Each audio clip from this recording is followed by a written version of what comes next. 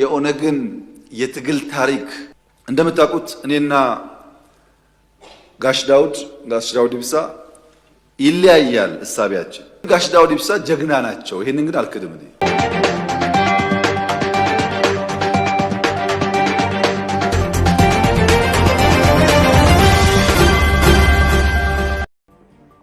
ኦዱቴኛ ጀልቀባቲን Ministeerri muummee Itoophiyaa Abiyyi Ahmad ABO'dhaaf kabajaa guddaan akka maluuf hubachiisan. Abiyyi Atakaaroo Jawaariif ABO jidduutti dhalate yaadachaa yaada kennaniin Jaal Daawud Ibsaa faarsaniiru.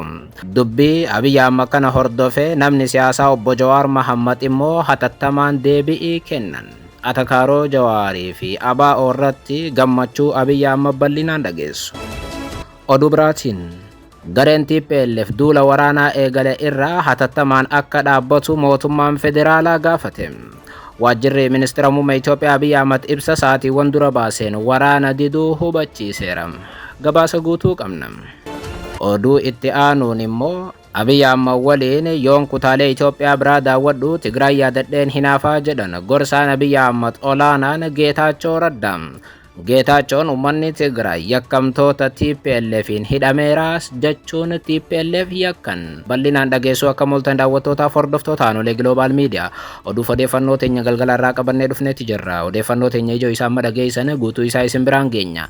Haga xumura sagantaa teenyaatti dhaggeeffachuun yaada qabdan gara koomentiitiin nuuf barreessaa. Viidiyoon teenya namoota hedduu biraa akka dhaqqabduuf immoo like, share, subscribe godhuun dagatinaa isiniin jenna. Kallattumaaniin gargabaas bal'aattiin isin qajeelcha.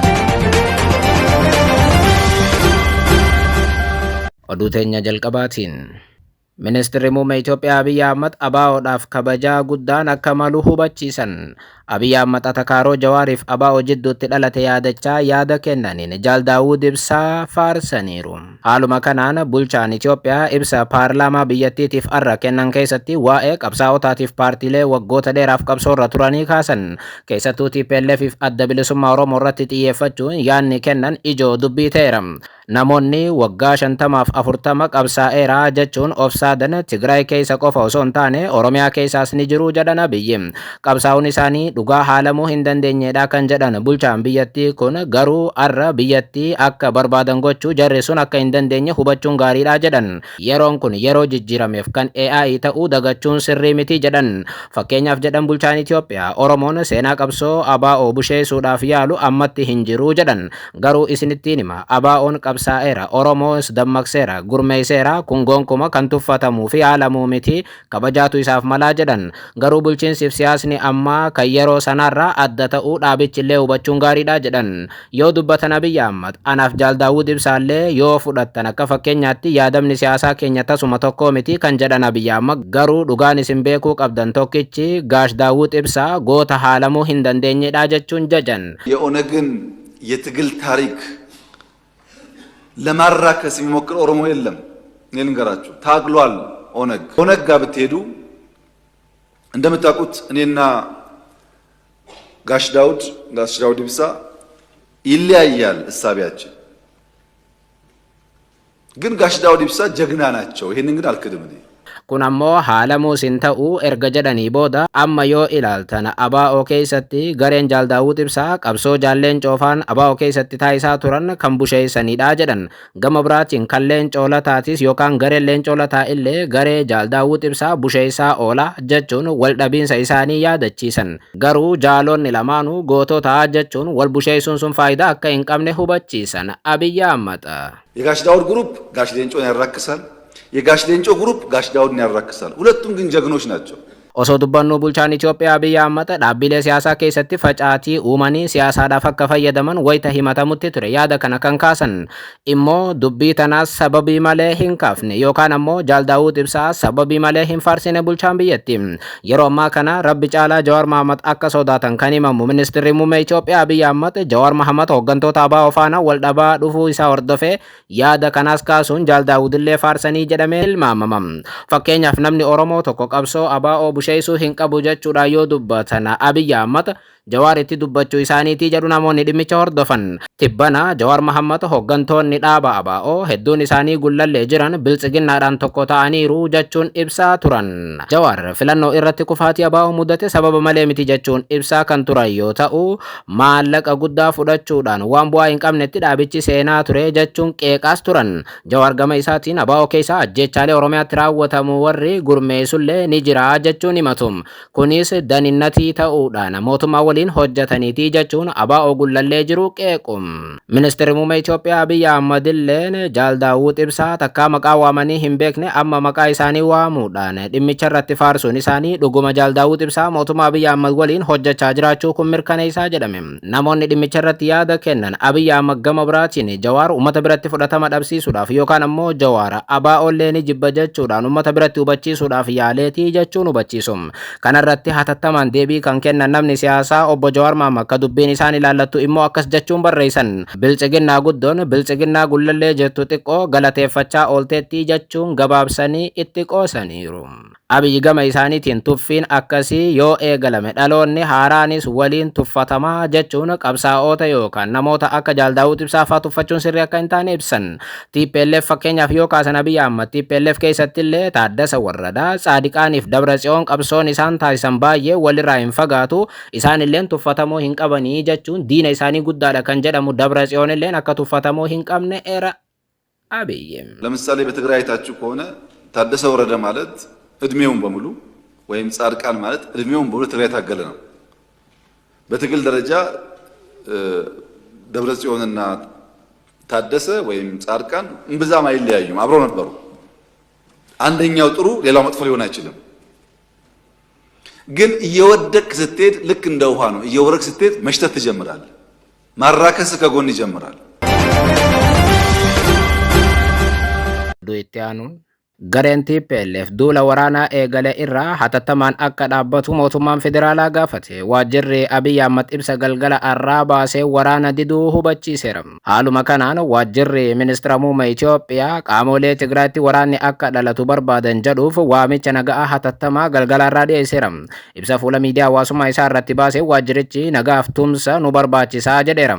Sadarkaa jalqabaa irratti kan nu barbaachisu nagaa tumsaaf waliin hojjechuudha kan jedhu waajjirri kun ibsa baaseen. Naannoo Tigraayitti lammaffaa waraanni akka ka'u fedhii guddaa kan qaban qaamolee yoo jiraatanis waraanni madda badiitiif bu'aa kan hin qabne waan ta'eef dinnee jirraa jedha ibsi kun.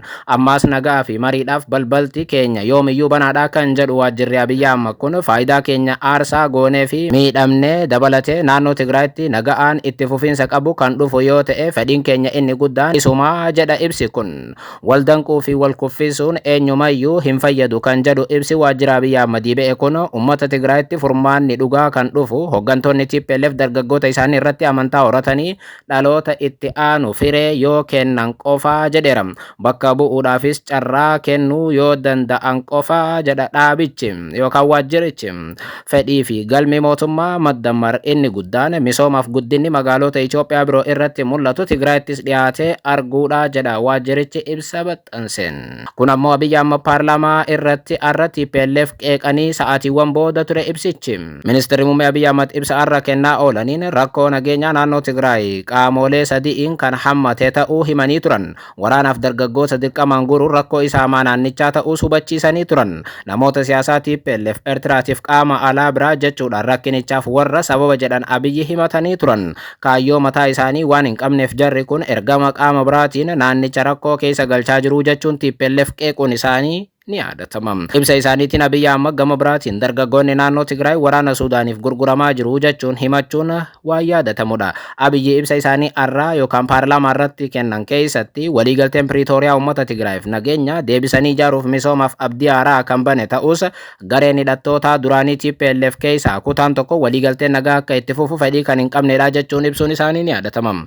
Gareen kun akkuma amala isaanii duraanii waraana walitti bu'iinsaaf jeequmsa qofaan furmaata argama jedhee kan amanu kan jedhan Abiyyi rakkoo siyaasaa fi nageenya yeroo ammaa naannichatti mul'atu abdii waliigaltee sun fide akka dukkanaa'u godheeraa jedhanii turan. Wanti amma waajjira Abiy Ahmad irraa ba'e kun tarii waraanni guyyootan keessatti dhalachuu kan akeekuudha jedhu namoonni dhimmicha irratti yaada kennan. Oduu biraatiin Abiy Ahmed waliin yoon kutaalee Itoophiyaa biraa daawwadhu Tigraay yaadadheen hinaafaa jedhan gorsaan ministeera muummee Itoophiyaa Abiy Ahmed obbo Geetaachoo Raddaa.